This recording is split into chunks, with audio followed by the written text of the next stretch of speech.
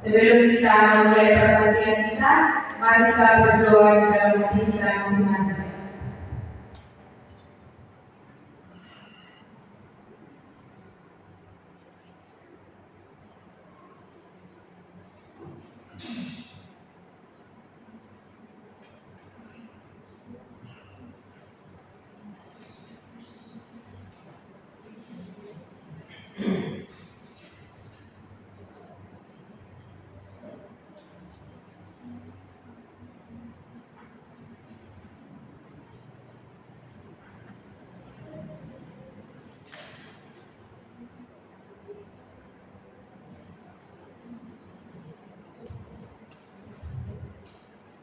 Sebagai lagu pembuka untuk kita buka lagu Semina nomor 340 ayat 1, 2, dan 4. Selamat hari pergantian, sama-sama. Selamat hari pergantian yang diberkati Tuhan.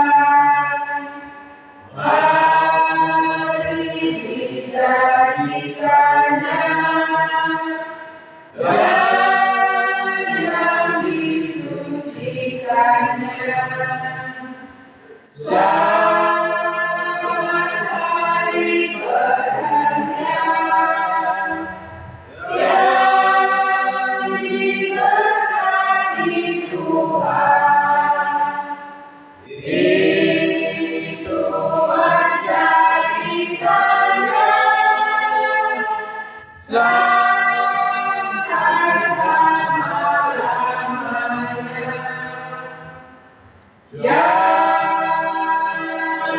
Janganlah jadi dunia dengan kesedihannya. Bersama sukacita dalam kerajaan Tuhan. Selamat hari pergantian yang diberkati Tuhan. Itu menjadikannya sampai selama-lamanya.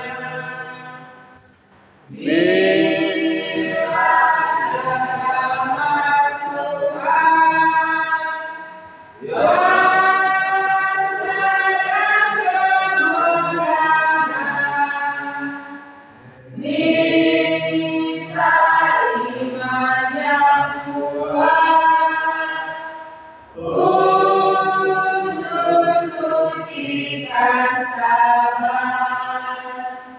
Selamat hari pergantian yang diberkati Tuhan. Itu menjadikannya sampai selama-lamanya. Mari kita berdoa. Bapa kami yang berada di dalam kerajaan surga, segala puji syukur dan ajarkan kepada Tuhan, di mana pada malam hari ini kami dapat mengucapkan Tuhan, dapat hadir berkumpul di gereja ini untuk memuji dan memuliakan nama Tuhan. Bapa di surga, kami berdoa kepada Yanti yang nanti yang membawa bagian membawakan firman untuk kami, biarlah kiranya dia berkata-kata sesuai dengan kehendak Tuhan.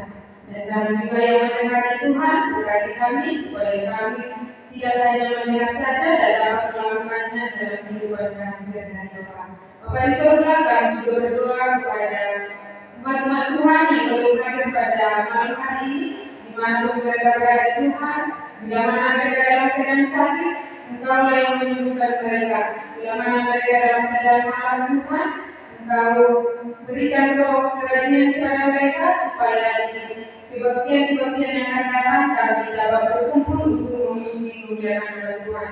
Terima kasih Bapa, ini doa kami hanya di dalam nama Tuhan Yesus Kristus. Amin.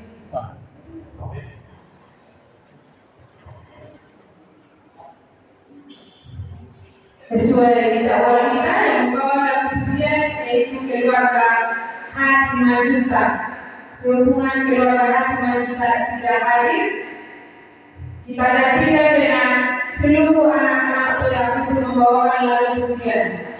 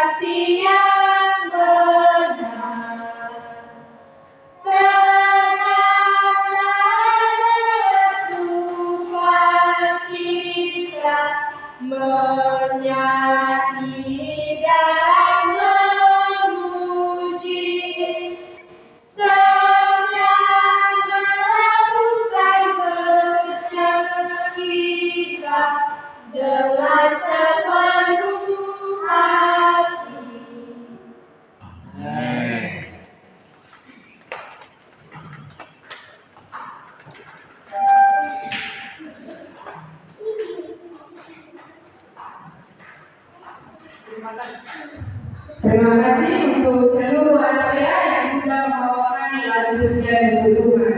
Sekarang kita akan mendengarkan firman Tuhan yang dibawakan oleh Adik Dita Yanti.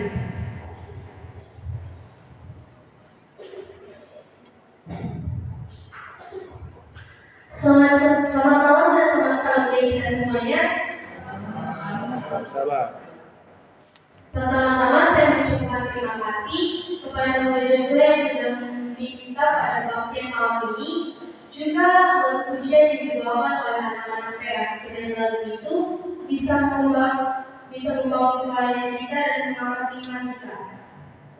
Pada malam hari ini saya akan membawakan khotbah yang berjudul mengalahkan rasa takut.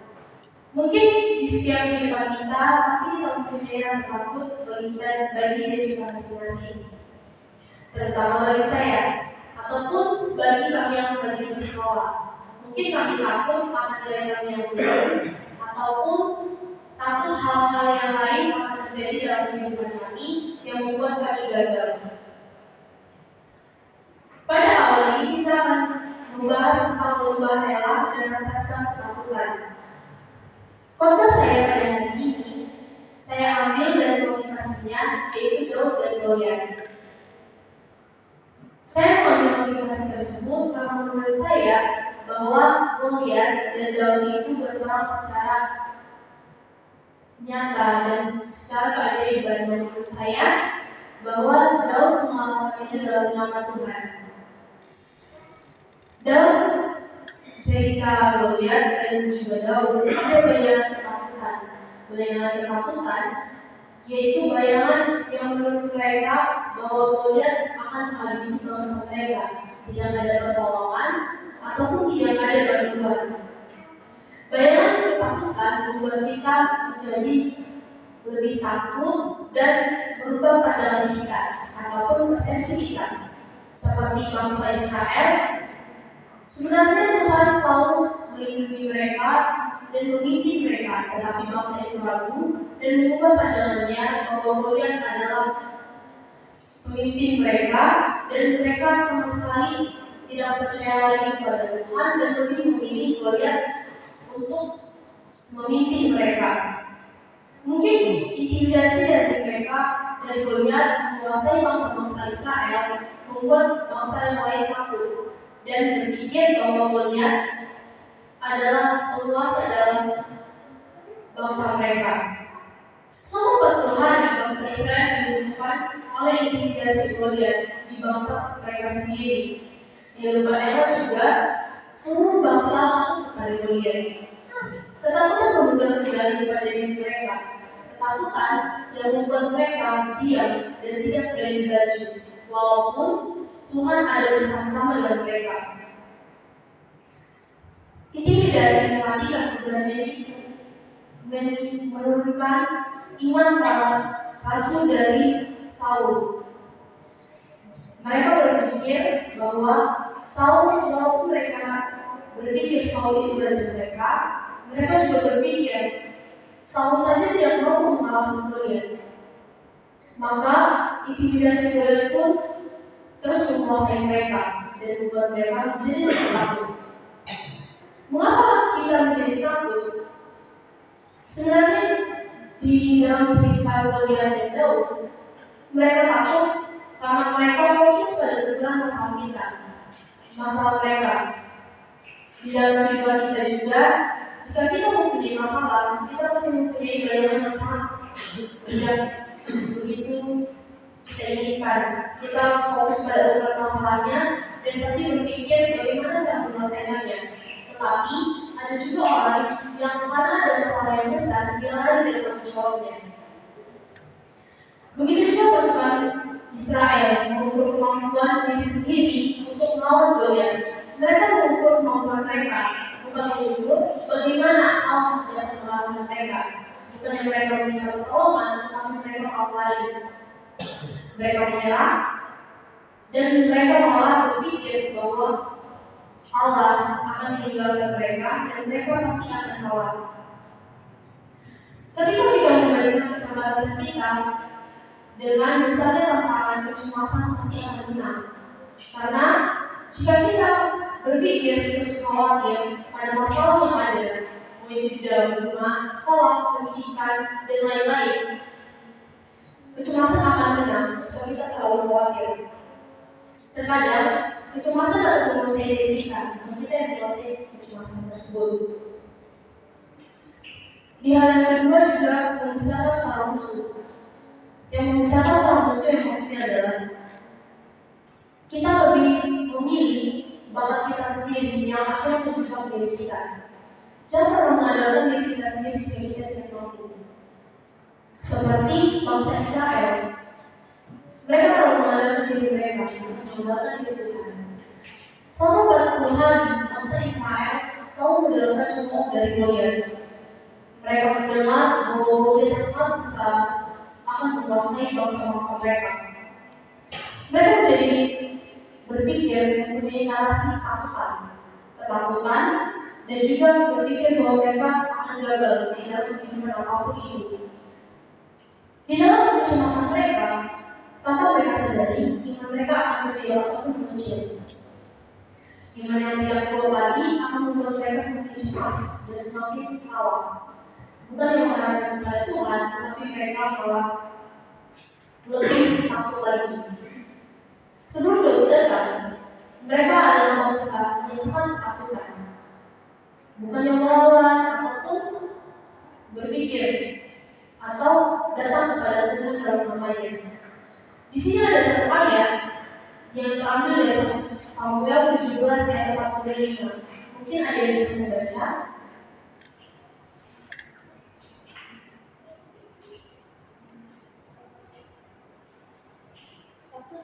1 Samuel 17 ayat 45.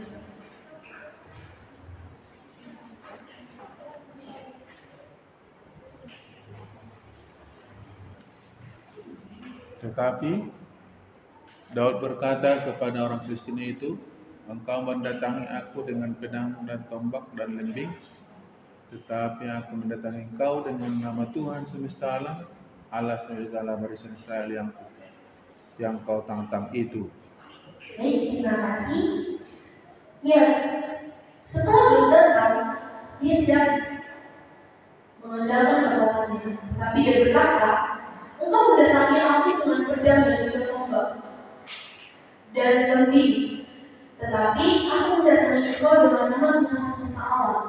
Dari sini kita mengambil bahwa setiap masalah kita, mau apapun yang terjadi, kita harus datang kepada Tuhan, yaitu nama yang paling besar di semesta alam kita, yang menciptakan kita dan yang paling berkuasa di antara kita.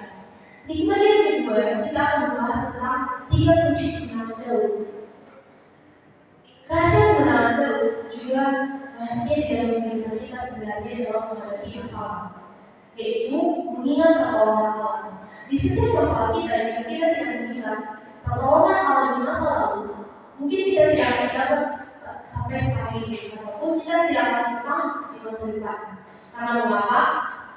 Pertolongan di masa lalu akan menjadi pengalaman bagi kehidupan kita ataupun motivasi. Aku dapat melewati ini, masa aku di kedepannya tidak bisa melewati ini. Masalah yang sebesar itu pasti aku bisa hadapi. Kita harus mengingat pertolongan Allah dimanapun kita, kapanpun itu, selama kita masih hidup. Seperti Daud, dia mengingat pertolongan Allah. Dia mengingat bahwa Tuhan selalu menyertai dia. Tuhan tahu melepaskan dia dari cengkraman singa maupun hewan-hewan buas lainnya. Ketika ia ingin menghadapi Goliat, yang di dalam pikirannya bukan, "Aku pasti bisa menghadapi musuhku, aku pasti bisa menghadapiku," tetapi yang di dalam hatinya adalah, "Aku bisa mengalahkan dia karena ada Tuhan yang selalu bersamaku." Dia mengingat bahwa perlindungan Tuhan sangat ajaib baginya. Tuhan selalu melindungi dia pada Guru, tidak pernah meninggalkannya sama sekali. Yang kedua, dia menanggalkan jari Saul. Di kehidupan kita, ini bisa sebagai penanggung jawab dalam masalah kita. Seperti sifat penanggung jawab yang kita maksud adalah, jika kita mempunyai masalah, kita tidak lari, kita tetap bertahan dan tidak mengandalkan diri sendiri. Kita tidak perlu lari dari tanggung jawab itu, tetapi kita harus menghadapinya. Percaya bahwa Tuhan akan selalu bersama-sama dengan kita. Daud meninggalkan jejak Saul karena dia berpikir bahwa Allah selalu bersama dia. Dia tahu bahwa tanggung jawabnya adalah menghentikan dan meyakinkan bangsa Israel bahwa Allah selalu bersama-sama dengannya. Daud menolak memakai baju jihad yang bukan miliknya, berperang dengan identitas dan senjata dari Tuhan. Yang artinya dia memakai identitas dari Tuhan, yaitu dia memakai nama Tuhan untuk berperang, tidak memakai baju cerah ataupun memakai pedang, tombak ataupun lembi. Yang ketiga, maju dalam nama Tuhan. Yang ketiga, kutipan ini sangat benar bagi kehidupan kita karena mengapa? Di saat kita susah, kita akan mengeluh kepada Tuhan. Tetapi di saat kita penting ataupun di saat kita tidak penting atau tidak membutuhkan apa-apa, mungkin kita akan melupakan Tuhan. Seperti kita belajar di warung. Di saat contohnya kita kehabisan sabun. Di saat kita kehabisan sabun, kita akan pergi ke warung karena kita tidak dapat mendapatkan lagi. Begitu juga, terkadang kita seperti itu, kita dijadikan Tuhan sebagai tempat untuk warung ataupun kedai. Di saat kita butuh, di situ tidak datang. Tetapi Daud maju dalam nama Tuhan, tidak pergi dari masalahnya, dan dia selalu percaya bahwa di dalam susah maupun senang, Tuhan akan selalu ada dalam dirinya. Maju dalam Tuhan dalam kesusahan apapun, di dalam kehidupannya itu adalah jalan yang terbaik. Kemenangan bukan ditentukan oleh pedang atau tombak, melainkan oleh kuasa atau Tuhan alam semesta. Seperti Daud, dia tidak memegang pedang atau tombak, tetapi dia hanya menggunakan kapal tersebut. Di dalam kapal itu kita dapat mengambil kutipan juga di kehidupan kita bahwa kita yang menguasai masalah tersebut, kita juga harus dapat menyelesaikannya. Seperti kapal tersebut, itu adalah solusi dan boleh itu adalah masalahnya. Kita tidak boleh lari, tapi kita harus melawan dengan Tuhan. Mengingat pertolongan Allah yang semakin terus-menerus ada pada diri kita, itu sebenarnya membuat kita lebih semangat lagi, membuat kita berpikir bahwa Tuhan selalu ada dalam diri kita, memotivasi diri kita, dan tidak pernah meninggalkan kita sama sekali, di dalam kehidupan pendidikan, pekerjaan, kekeluargaan, dan yang lain-lain. Senjata kemenangan dapat kita dapatkan di dalam kehidupan kita jika kita berdoa dan juga mengucap syukur. Berdoa dan mengucap syukur memindahkan fokus masalah yang besar menjadi lebih rendah. Yang menurut kita, masalah besar akan kita hadapi jika kita bisa mengucap syukur dan juga berdoa. Karena Tuhan yakin bahwa kita dapat menyelesaikan masalah tersebut. 2. Deklarasi firman Tuhan. Mengucapkan kebenaran firman Tuhan di saat kita kesusahan atau bermasalah, terkadang kita menjadi lebih tenang, dan lebih lega di kehidupannya. Ketiga, seperti yang saya bilang tadi, keberanian melangkah. Jika kita tidak pernah maju dalam Tuhan, bagaimana kita menjalani kehidupan kita? Apakah kita akan berjalan di zona itu saja? Mungkin di dalam kehidupan kita ini kita harus bisa melangkah maju. Mau apapun masalah yang ada di depan, kita harus melangkah maju dengan penuh tanggung jawab dan juga penuh dengan kerohanian dan juga iman yang besar. Keempat, yaitu penanggung-jawaban dari hal yang sederhana. Ya berarti Tuhan memakai hal yang kecil menurut kita, tapi sebenarnya di kehidupannya sangat besar. Kemungkinan besar seluruh masalah kita yang sudah berlalu akan membuat kita lebih kebal untuk masalah berikutnya. 20 sudut pandang Ella membuat Daud dan Goliat sangat berbeda. Yang awalnya Goliat yang sangat dipuja-puji dan sangat ditakuti menjadi bahan cemooh. Bukan dia yang mencemooh, tapi orang lain yang mencemooh dia. Terkadang jika kita terlalu membanggakan diri kita, kita juga bisa terjatuh. Terlalu tinggi bermimpi juga menjaga kita dari apa yang sebenarnya kita inginkan. Tuhan membuat batu iman yang mengubah keadaan. Batu iman itu adalah Tuhan yang tidak bisa pecah dan juga tetap bertahan.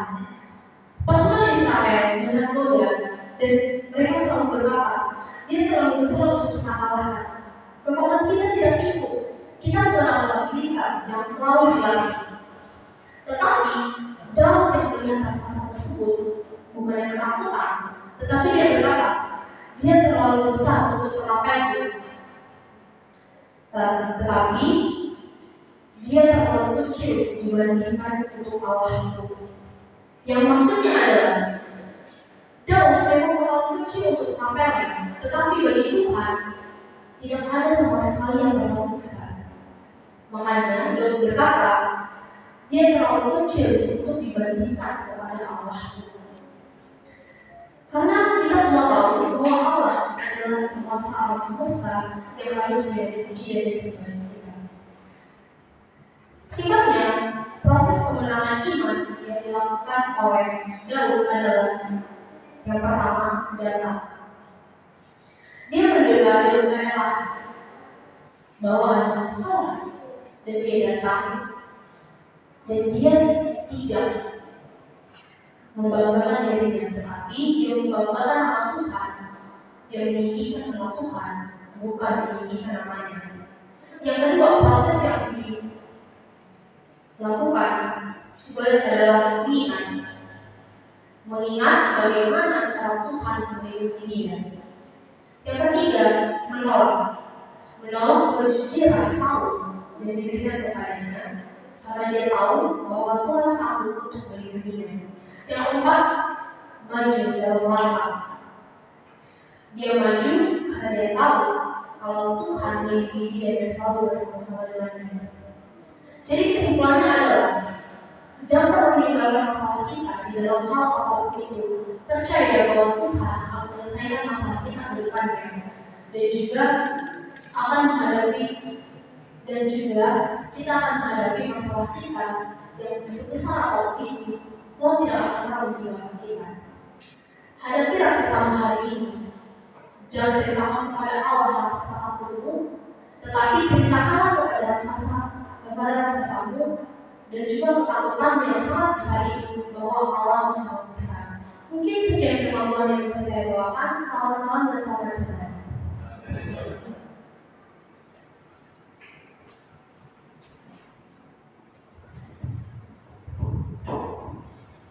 Terima kasih untuk Yanti yang sudah membawakan firman Tuhan buat kita pada malam hari ini.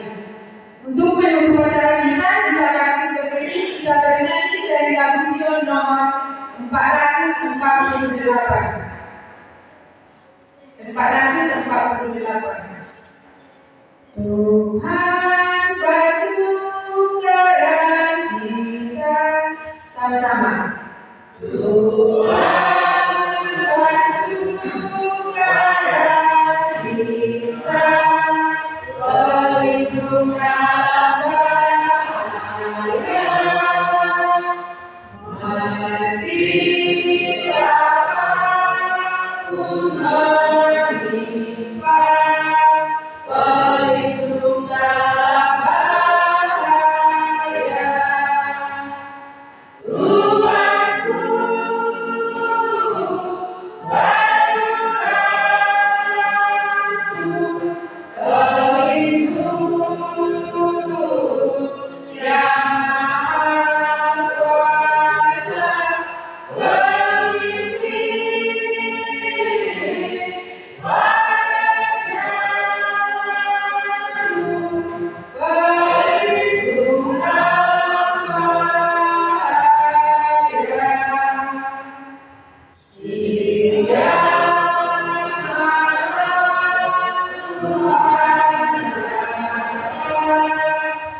pelindung dalam bahaya.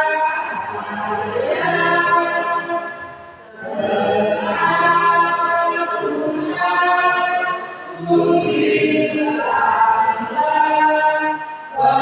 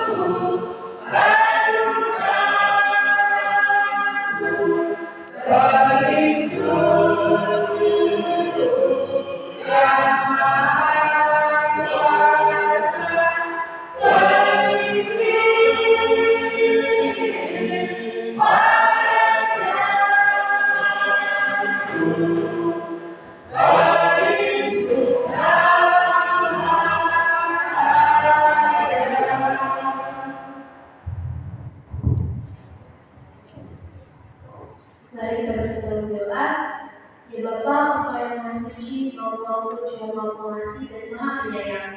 Di sini kami kembali kepada-Nya Bapa mengucap syukur, berterima kasih Engkau memberkati kami dari pagi hingga pada malam hari ini. Ya Bapa, pada malam hari ini kami sudah mendengarkan sedikit dari khotbah-Mu, kiranya ini dapat memotivasi kami, meningkatkan iman kami, dan agar ke depan yang melangkah maju dengan memuji memuliakan nama-Mu dan tidak mengandalkan diri sendiri. Ya Bapa, di sini kami mengucap syukur juga, berterima kasih bagaimana Engkau melindungi kami dari awal acara hingga pada akhir acara kami ini. Ya Bapa, banyak dosa pelanggaran yang kami perbuat, sengaja atau tidak sengaja akan Engkau ampunkan. Kami berdoa di dalam nama Tuhan Yesus yang menjadi juru selamat dan kudus kami. Amin.